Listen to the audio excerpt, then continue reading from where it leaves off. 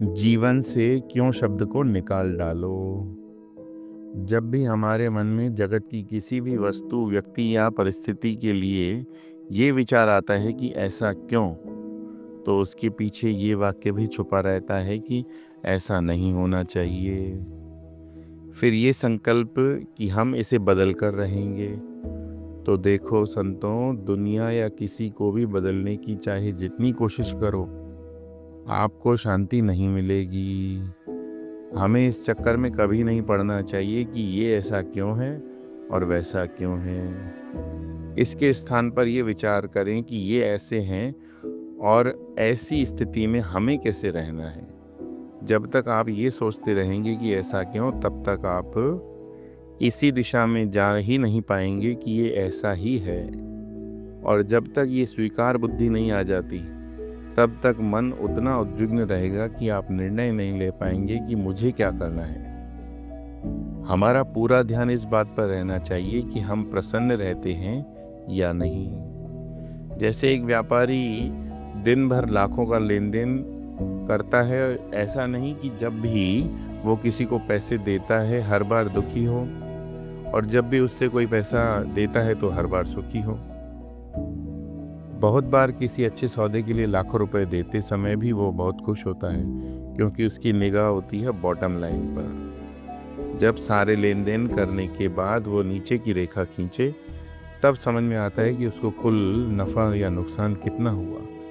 व्यापारी किसी को पैसे देते समय यही हिसाब रखता है, जब ये बॉटम लाइन खींचूंगा तो मेरी बैलेंस शीट कितना नफ़ा बताएगी। इसी प्रकार प्रसन्न और मौज में रहने को अपने जीवन की बॉटम लाइन बना लें। इसके बिना भक्ति और आध्यात्मिक जीवन का कोई मूल्य नहीं है। इसका एक मुख्य सूत्र है जगत को भगवान की लीला मानकर स्वीकार करना और अपने अनुभव के साथ क्यों क्यों के प्रश्नों को हटाकर कार्य कारण मीमांसा से ऊपर उठना। हम तो उत्तेजित होकर ये प्रश्न करने लगते हैं कि भगवान ने मेरे साथ ऐसा क्यों किया। क्यों क्यों का कोई उत्तर नहीं है। दुनिया में यहाँ जो बातें हमें अटपटी लगती हैं, उसमें बड़ा आनंद भी छुपा हो सकता है। जगत को रामलीला और कृष्ण लीला की भांति देखेंगे तो जीवन में मस्ती ही मस्ती आ जाएगी। आप सभी ने रामलीला देखी होगी और सभी जानते होंगे कि स्टेज के सामने ये दृश्य और पीछे के दृश्य दोनों बिल्कुल भिन्न होते हैं, मज़ेदार होते हैं। स्टेज पर देखते हैं कि अशोक वाटिका में सीता जी दुखी होकर बैठी हैं, राक्षसियाँ उन्हें परेशान कर रही हैं, रावण उन्हें दुखी कर रहा है, हनुमान जी वहाँ धूम धड़ाका कर रहे हैं। लेकिन पर्दा गिरने पर वे लोग स्टेज के पीछे चले जाते हैं और उन्मुक्त होकर मित्रवत व्यवहार करते हैं। फिर पर्दा खुलता है और वे लोग सामने आकर अपनी अपनी भूमिका अदा करने लगते हैं। देखो इसमें कितना आनंद है। हम अपने जीवन को प्रभु की लीला मान लेंगे तो हल्का फुल्का फन तुरंत आ जाएगा। जीवन का अर्थ है ड्रामा।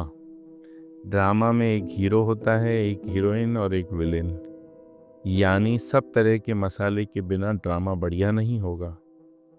इस प्रकार दुनिया के ड्रामे में भी हर चीज़ की आवश्यकता और इस लीला में हम सबको अपनी अपनी भागीदारी निभानी है। इस सिद्धांत को जो स्वीकार कर ले वही भगवान का भक्त। भगवान की इस लीला को हम समझेंगे तो हमें मौज करनी नहीं पड़ेगी, हम मौज में रहेंगे।